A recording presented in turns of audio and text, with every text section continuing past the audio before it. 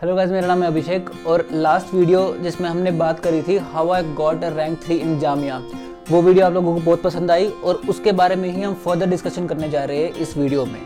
आप लोगों ने उस वीडियो के कमेंट्स में लिखा था कि आप लोग चाहते हैं कि मैं अपनी स्टडिंग स्ट्रैटेजी और मैंने क्या क्या रिसोर्सेज और क्या क्या मटेरियल यूज़ किया था स्टडी के लिए उस एग्ज़ाम की प्रिपरेशन के लिए, तो उन सब चीज़ों के बारे में मैं आपसे बात करने जा रहा हूँ इस वीडियो में। तो इस वीडियो के फर्स्ट हाफ में मैं आपसे शेयर करूँगा कि क्या क्या टेक्निक्स, क्या क्या टूल्स मैं यूज़ करता हूँ स्टडी के टाइम पे। जब मैं किसी कंसेप्ट को समझ रहा होता हूँ या किसी कंसेप्ट को पढ़ रहा होता हूँ तो क्या क्या मैं टूल्स यूज़ करता हूँ उसके बारे में आपसे डिस्कस करूँगा। और उस वीडियो के सेकेंड हाफ में फिर मैं आपसे शेयर करूँगा कि मैंने क्या क्या रिसोर्सेज जो कि फ्रीली अवेलेबल है, जैसे यूट्यूब पे है अवेलेबल है या वैसे अवेलेबल है या बुक्स, उनके बारे में आपसे मैं डिस्कस करूंगा। तो सबसे पहली और मोस्ट इंपॉर्टेंट स्ट्रैटेजी जो है वो तो है वाई, जिसके बारे में मैंने लास्ट वीडियो में आपसे अच्छे से बात करी है। तो इसके बारे में मैं ज़्यादा नहीं बोलूँगा, बस ये है कि हाँ, आपका जो वाई है कि आपको वो एग्ज़ाम क्यों देना है और वो एग्ज़ाम क्यों क्रैक करना है, वो वाई बहुत स्ट्रॉन्ग होना चाहिए। ठीक है, अगर आपको इसके बारे में और जानना है तो आप वो वाली वीडियो देखना कि how I got a rank 3 in Jamia part 1, वो वाली देखना। ठीक है, सेकंड हमारा आता है give your text book A reading. अब इसके लिए मैं आपको सजेस्ट करूंगा, पहले आप ना जो मेरी वीडियोस है उससे गो थ्रू करो, वहाँ से आप अपना कंसेप्ट बिल्डअप करो और साथ में जो मैंने आपको नोट्स दिए हुए हैं उनसे गो थ्रू करो, तो वहाँ से आपका कंसेप्ट बिल्डअप होगा और कंसेप्ट स्ट्रॉन्ग होगा। एक बार वो कंसेप्ट आप समझ लो, उसके बाद फिर सेम टॉपिक को आप अपनी बुक से पढ़ो। जैसे मैं अभी बायोमैकेनिक्स पढ़ा रहा हूँ तो आप सिंथर नॉर्किन से पहले वो कंसेप्ट मेरी वीडियो से समझ लो। आपको एक बार वो कंसेप्ट समझ आ गया, उसके बाद एक नाइस एंड लाउड रीडिंग दो अपनी बुक को। उससे क्या होगा, आप बुक से फैमिलियर हो जाओगे और जैसे आप बुक को पढ़ रहे होगे ना, साथ साथ में आपके माइंड में वो वीडियो प्ले हो रही होगी, तो आपको साथ साथ में समझ आ रहा होगा अच्छा मैं वीडियो में क्या बोल रहा था और अब आप जो बुक में पढ़ रहे हो वो बुक में क्या बताना चाहता है। तो वो पहली बारी में आपको सारा समझ में आने लग जाएगा और एक रिविजन हो जाएगा आपका उस टॉपिक का और वो टॉपिक काफ़ी क्लियर हो जाएगा आपके लिए। और दूसरा फ़ायदा इसका ये है कि आप बुक से बहुत अच्छी तरह से फैमिलियर हो जाओगे कि अगली बार अगर आपके सामने बुक आती है तो आपको ये कुछ अननोन सा नहीं लगेगा, आपको लगेगा कि हाँ मैंने ये बुक पढ़ी हुई है और ये कंसेप्ट मुझे अच्छे से आता है, तो वो आपके लिए बहुत फेमिलियर सिचुएशन हो जाएगी। अब अगला हमारा टूल है जो कि है पावर ऑफ इमेजिनेशन। हाँ, अब ये एक मोस्ट इम्पॉर्टेंट टूल जो मेरे को लगता है सबसे काम का जो टूल है जब आप किसी चीज़ को समझ रहे होते हो, किसी टॉपिक को समझ रहे होते हो, कि पावर ऑफ इमेजिनेशन। और स्पेशली हमारे जो सब्जेक्ट्स है जैसे बायोमैकेनिक्स है या फिर एनाटमी है या इवन फिजियोलॉजी है, जब तक आप इमेजिन नहीं करोगे उन चीज़ों को जो हो रही है बॉडी में, तब तक आपको वो कंसेप्ट समझ नहीं आएगा। आप चाहे कितना भी बुक से रट लो उन चीज़ों को, जब तक आप उनको विजुअलाइज नहीं करोगे, अपनी इमेजिनेशन को स्ट्रॉन्ग नहीं करोगे, तब तक आपको वो कंसेप्ट समझ में नहीं आएगा। तो इसलिए आप उस कंसेप्ट को जैसे आप बुक से पढ़ रहे हो या वीडियो देख रहे हो या कहीं पे भी आप समझ रहे हो, ट्राई करो कि उसका एक 3D पिक्चर गूगल पे देख लो, या आपके पास एक अगर मॉडल है, एक स्केलेटन है आपके पास या कुछ भी है, तो आप एक बार ना उसको विजुअलाइज करो। क्योंकि जब चीज़ें हम विजुअलाइज करते हैं, जब हम इमेजिनेशन अपनी यूज़ करते हैं, स्ट्रॉन्ग इमेजिनेशन यूज़ करते हैं, तो वो चीज़ें माइंड में छप जाती है। एक बार जैसे हम मान लो एनाटमी पढ़ रहे हैं तो कोई मसल की हम पहले ऑरिजिन, इंसर्शन और वो सब हम रट रहे हैं, दूसरी तरफ एक पर्सन है जो कि सिर्फ उस मसल को विजुअलाइज कर रहा है अच्छे से।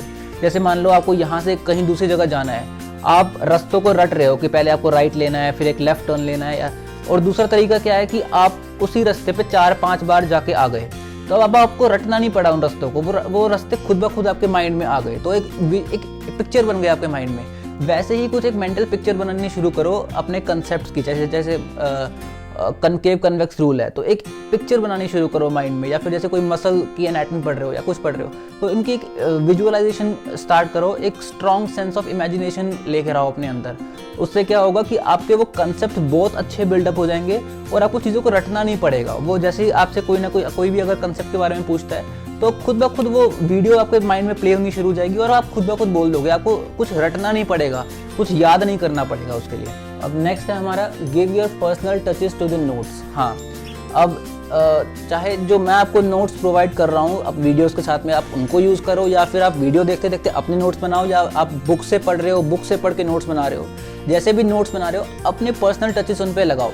अगर मेरे नोट्स है तो उन पे भी आप अपने पर्सनल टच यूज़ करो। पर्सनल टच का मतलब है कि आपने कंसेप्ट तो समझ लिया, लेकिन जो नोट्स है वो तो आखिर में मेरे बनाए हुए हैं ना, तो वो आपके लिए अनफेमिलियर है, आपके लिए फेमिलियर नहीं है वो नोट्स।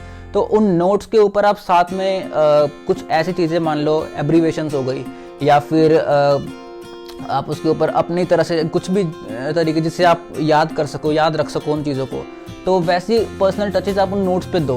क्योंकि फिर जब आप नोट्स पढ़ोगे तो आपको वो नोट्स फैमिलियर लगने चाहिए, वो नोट्स आपको अपने लगने चाहिए। इसलिए मैंने ये बोला कि आप अपने पर्सनल टचेस यूज़ करो अपने नोट्स पे। अब आता है हमारा लास्ट टूल जो कि है सेंस ऑफ क्यूरियोसिटी। हाँ, ये सबसे इंटरेस्टिंग टूल है जो मेरे को लगता है। एक स्ट्रॉन्ग सेंस ऑफ क्यूरियोसिटी होनी चाहिए, एक इमेजिनेशन तो आपके अंदर होनी चाहिए कि आप विजुअलाइज कर रहे हो उन चीज़ों को, साथ में क्यूरियोसिटी भी होनी चाहिए। आपने मान लो कोई कंसेप्ट पढ़ा है, कनकेव कन्वेक्स रूल ले लो, या फिर आपने एनाटॉमी ऑफ बुलिस पढ़ी है, तो अब वो रूल पढ़ लिया आपने, लेकिन उसके बाद आपने जब बुक बंद कर दी उसके बाद में आप कुछ भी फिजिकल एक्टिविटी कर रहे हो, रनिंग कर रहे हो या बैठे हुए हो या किसी भी पोजीशन में हो, तो आप उन चीज़ों को वापस अपने माइंड में प्ले करो कि जैसे अगर मेरे नी का ये मूवमेंट, एक पर्टिकुलर मूवमेंट हो रहा है, तो इस पर्टिकुलर मूवमेंट में किसका एंटीरियर ग्लाइड हो रहा होगा, किसका पोस्टीरियर ग्लाइड हो रहा होगा। इन सब चीज़ों को विजुअलाइज करते रहो साथ साथ में माइंड में। और क्यूरियोसिटी रखनी बहुत ज़रूरी है कि ऐसा हुआ तो क्यों हुआ, मतलब वही है ना वाई, वो वाई बहुत ज़रूरी है माइंड में बार बार लेकर आना कि ऐसा हुआ तो क्यों हुआ, ये पर्टिकुलर मूवमेंट हुई तो क्यों हुई। क्योंकि जब हम आगे रिसर्च के बारे में पढ़ते हैं ना, तो रिसर्च का बेसिस भी वाई ही होता है कि ऐसा क्यों हुआ। उसका आंसर अगर किसी ने नहीं दिया होता तो फिर उसके आंसर को आप खोजने लगते हो। तो हर चीज़ में क्यूरियोसिटी को बिल्डअप करो और क्यूरियोसिटी लाना बहुत ज़रूरी है। तो ये कुछ टेक्निक्स हैं जो मैं पर्सनली यूज़ करता हूँ, जिनके बारे में मैंने थोड़ा बहुत समझा, रिसर्च किया। उसके बाद मैंने जब इनको एक्चुअली यूज़ किया तो मुझे समझ आया कि हाँ, ये मुझे बहुत सूट कर रहे हैं और मेरे लिए बहुत हेल्पफुल है। तो आप इनको यूज़ करके देखना और आप भी बताना कि आप अगर इनके अलावा कुछ टेक्निक्स या कुछ टूल्स अगर आप यूज़ करते हैं तो उनके बारे में आप कमेंट सेक्शन में ज़रूर लिखना। अब हम समझते हैं मेन सब्जेक्ट्स और मेन कंसेप्ट जो आपको पता ही होने चाहिए एंट्रेंस एग्ज़ाम के लिए। और हाँ, ये स्पेशली एंट्रेंस एग्ज़ाम के लिए। जब तक आप यूनिवर्सिटी की पढ़ाई कर रहे हो, जब तक आप बैचलर्स में हो, तब तक तो आपको सारे कंसेप्ट पढ़ने बहुत ज़रूरी है। सारे कंसेप्ट की नॉलेज आपको अच्छे से आनी चाहिए। ये सिर्फ मैं आपको मास्टर्स के लिए जब आप एंट्रेंस एग्ज़ाम की तैयारी कर रहे होगे उसके लिए बता रहा हूँ कि ये सारे वो टॉपिक्स हैं जिनकी नॉलेज आपको होनी चाहिए। इनके बिना तो काम चलेगा ही नहीं। तो सबसे पहले एनाटॉमी से शुरू करते हैं। सरफेस एनाटॉमी आपकी बहुत अच्छी होनी चाहिए जब आप मास्टर्स का एंट्रेंस एग्ज़ाम दे रहे हो। तो सरफेस एनाटॉमी से मतलब है कि आपके bones, muscles, ligaments, nerve supply, meniscus, ये सारी इन सब की नॉलेज और कौन से किसका क्या नाम है और वो बॉडी में कहाँ पे लोकेटेड है, उसका फंक्शन क्या होता है, उन सब की नॉलेज आपकी होनी बहुत ज़रूरी है। ये मैंने BDC से पढ़ा था, BD चौरसिया से। और BD चौरसिया में स्पेशली येलो बॉक्सेस दिए हुए हैं। उन येलो बॉक्सेस को आप स्पेशली अच्छे से फोकस करना, क्योंकि कई बार क्वेश्चंस उनसे डायरेक्ट उठ के आ जाते हैं एंट्रेंस एग्जाम में। तो उन येलो बॉक्सेस पे ध्यान देना। हाँ, plus I use to observe the structure on Google. जैसे मैंने कोई भी स्ट्रक्चर, मान लो कोई वर्टिब्रा के बारे में समझा मैंने या क्लैविकल के बारे में समझा, तो उसको मैंने गूगल पे टाइप किया और उसकी 3D इमेज खोल ली या उसकी नॉर्मल पिक्चर खोल ली। उस इमेज को मैं समझ रहा हूँ अच्छे से। उसको मैं मतलब उसका एंटीरियर व्यू, पोस्टीरियर व्यू, उसमें कहाँ पे ग्रूव्स है, कहाँ पे उसके कौन से अटैचमेंट होती है, उनके बारे में मैं पिक्चर के थ्रू समझ रहा हूँ। तो ये मैं बहुत किया करता था कि उनकी पिक्चर को ऑब्जर्व करता था। एक और चीज़ है nerve supply of each muscle. Her muscle की नर्व सप्लाई आपको आनी ही चाहिए, क्योंकि ये डायरेक्ट क्वेश्चन उठ के आ जाता है कि एक पर्टिकुलर मसल है, उसकी नर्व सप्लाई क्या है। तो ये तो सबसे इम्पॉर्टेंट चीज़ है। और एक और है कि एटिपिकल स्ट्रक्चर्स बहुत इंपॉर्टेंट है, क्योंकि जो कॉमन स्ट्रक्चर्स बॉडी में है उनके बारे में इतने क्वेश्चंस नहीं आते। जो एटिपिकल स्ट्रक्चर्स है या जो ऐसे स्ट्रक्चर्स है जिनके बारे में जो बिल्कुल हटके है, तो उनके बारे में क्वेश्चंस एकदम से उठ के आ जाते हैं। जैसे C1, C2, C7 वर्टिब्रा हो गए, इनके सबके कुछ ना कुछ स्पेशल फीचर्स है। तो वैसे क्लैविकल हो गया, स्कैपुला हो गया, सैक्रम हो गया, सैक्रम के ऊपर बहुत क्वेश्चंस आते हैं। तो इन सब स्ट्रक्चर्स को अच्छे से जानना बहुत ज़रूरी है कि इनका स्ट्रक्चर कैसा है, इनके ऊपर अटैचमेंट्स क्या क्या है, इनके फंक्शन क्या होते हैं, इनके ऊपर बहुत क्वेश्चंस उठ के आते हैं। अब अगला समझते हैं हम इलेक्ट्रोथेरेपी में। इलेक्ट्रोथेरेपी मैंने क्लेटन से पढ़ी थी। इलेक्ट्रोथेरेपी और मैंने कहीं से नहीं पढ़ी, सिर्फ क्लेटन से पढ़ी थी। इसमें पेजो इलेक्ट्रिक इफेक्ट के ऊपर बहुत क्वेश्चंस आते हैं और ये बहुत इंपॉर्टेंट टॉपिक है। SD कर्व, ये भी एक बहुत इंपॉर्टेंट टॉपिक है। और हाँ, कॉन्ट्रा इंडिकेशंस आपको ऑलमोस्ट हर मोडालिटी और हर कंडीशन के बारे में पता होना चाहिए, क्योंकि कॉन्ट्रा इंडिकेशंस स्पेशली पूछे जाते हैं। इंडिकेशन तो चलो पता है, हम सबको पता ही होता है कि कौन से कंडीशन में हमें कौन मोडालिटी को यूज़ करना है, लेकिन कॉन्ट्रा इंडिकेशंस आपको नहीं पता होते कई बार। तो इसलिए कॉन्ट्रा इंडिकेशंस पता होने बहुत ज़रूरी है। और ऐसे भी क्लेटन ज़्यादा बड़ी बुक है नहीं, मैक्सिमम टू मैक्सिमम 3 दिन में ये बुक कंप्लीट हो जाएगी। नेक्स्ट है हमारी एक्सरसाइज थेरेपी। ये भी दीना गार्डनर से मैंने पढ़ी थी और ये दीना गार्डनर बहुत अच्छी बुक है एक्सरसाइज थेरेपी के लिए।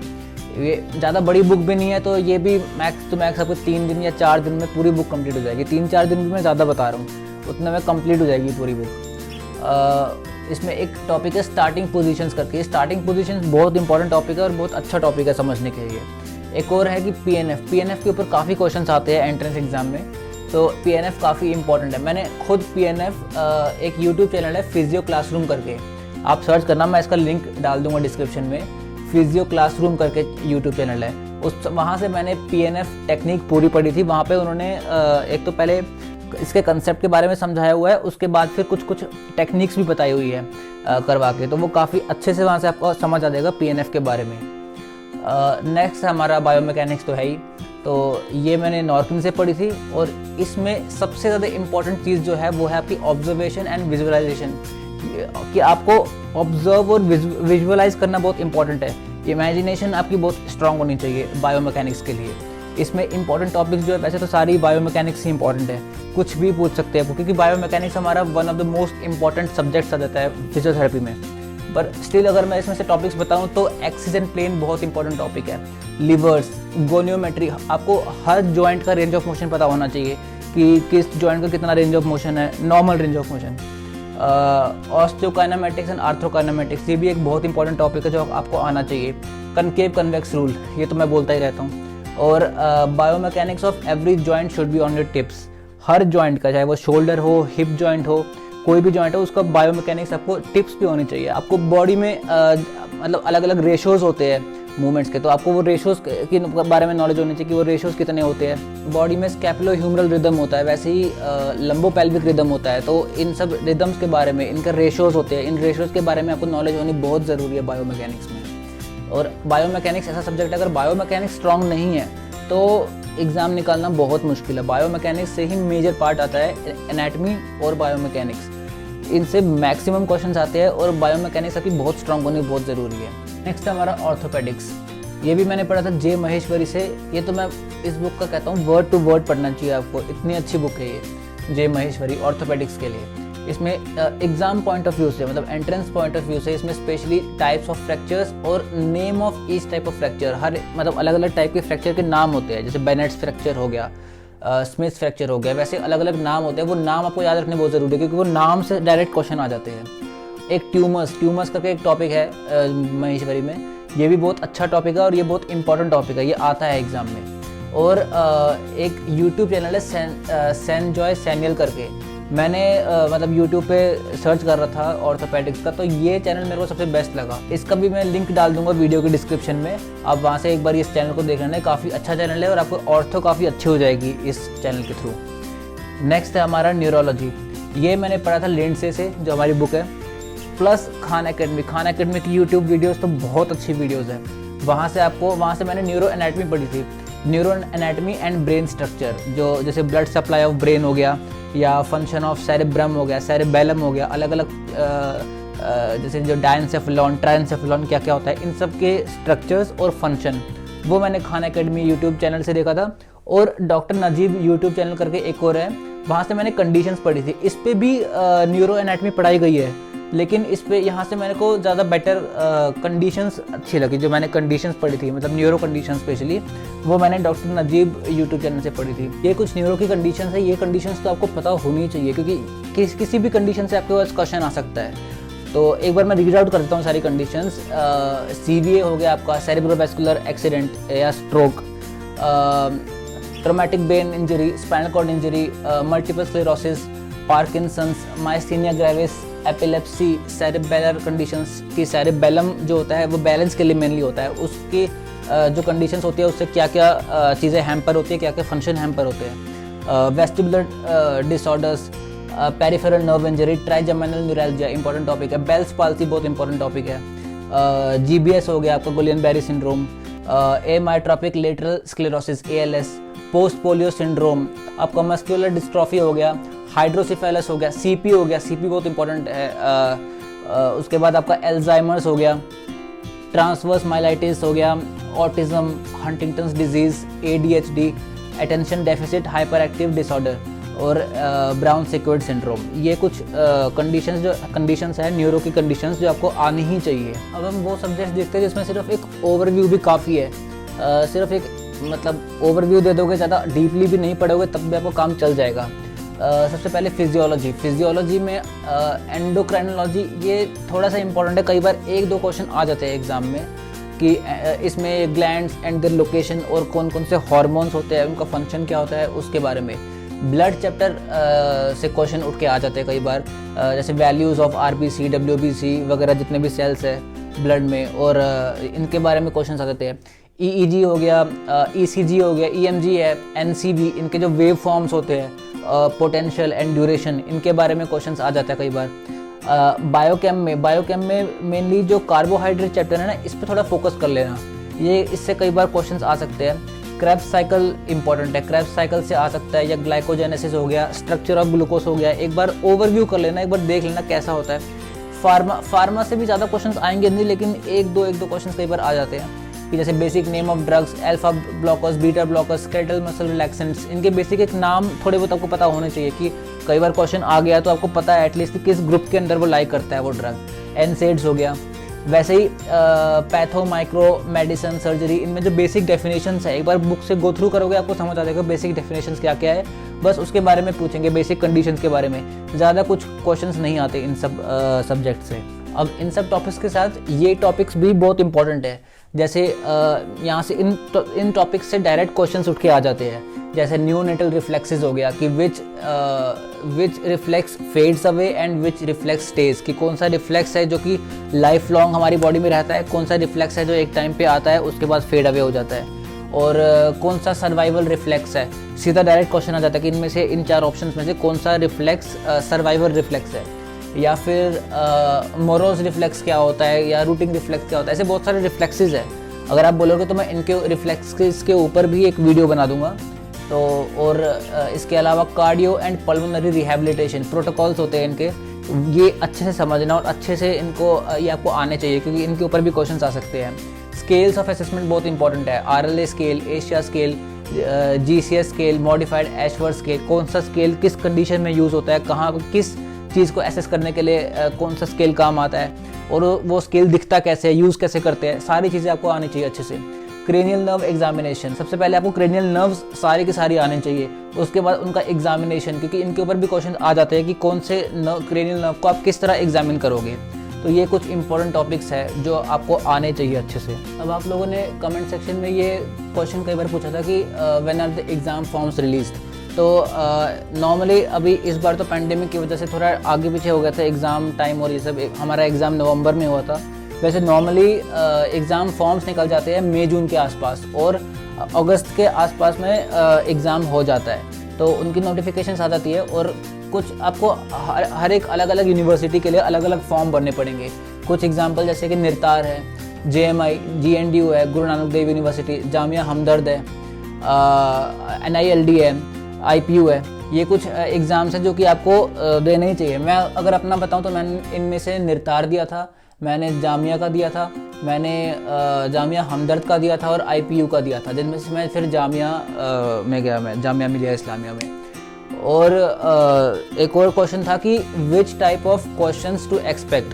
तो मैं इसमें ज़्यादा बोलूँगा कि मोर प्रैक्टिकल बेस्ड क्वेश्चन जो होते हैं ना वो ज़्यादा आते हैं, मतलब थ्योरेटिकल भी आते हैं, लेकिन क्वेश्चंस ऐसे होते हैं जो कि आप प्रैक्टिकल या जो आप यूज़ कर सको पेशेंट्स पे। जैसे कि कुछ ऐसी कंसेप्ट्स है, ऐसे चीज़ें हैं जो आप प्रैक्टिकली जब आप पेशेंट को ट्रीट कर रहे हो उस टाइम पे आप उनको यूज़ कर सको, वो चीज़ उन चीज़ों पे ज़्यादा फोकस किया जाता है ऐसे एग्जाम्स में, एंट्रेंस एग्जाम्स में। तो थोड़ा प्रैक्टिकल बेस्ड नॉलेज ज़्यादा रखो, उससे आपको ज़्यादा फ़ायदा होगा। ठीक है, तो आई होप इस वीडियो से आपको थोड़ा फ़ायदा हुआ होगा और आपको समझ आया होगा कि किस तरह से आपको अपनी स्टडी स्ट्रैटेजी बना के रखनी है और क्या क्या आपको मटेरियल यूज़ करना है, किस तरह से आपको आगे प्रोसीड करना है अपनी प्रिपरेशन को लेके। अगर आपके कुछ क्वेश्चंस हो तो आप कमेंट सेक्शन में ज़रूर लिखना। ठीक है, थैंक यू।